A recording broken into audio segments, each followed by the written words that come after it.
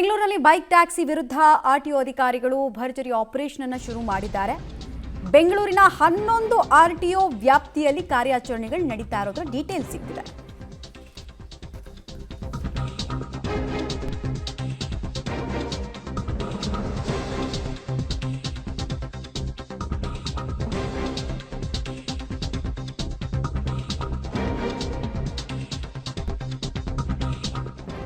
ಬೆಂಗಳೂರಿನ 11 ಆರ್ಟಿಒ ವ್ಯಾಪ್ತಿಯಲ್ಲಿ ಕಾರ್ಯಾಚರಣೆ ನಡೀತಾ ಇರೋದ್ರ ಡೀಟೇಲ್ಸ್ ಇದು. ಇಂದಿನಿಂದ 1 ವಾರಗಳ ತನಕ ಈ ಡ್ರೈವ್ ಮಾಡ್ತಾರೆ ಆರ್ಟಿಒ ಅಧಿಕಾರಿಗಳು. ಬೆಂಗಳೂರು ಪಶ್ಚಿಮ ಆರ್ಟಿಒ ವ್ಯಾಪ್ತಿಯಲ್ಲೇ 10 ವಾಹನವನ್ನು ಸೀಸ್ ಮಾಡಲಾಗಿದೆ.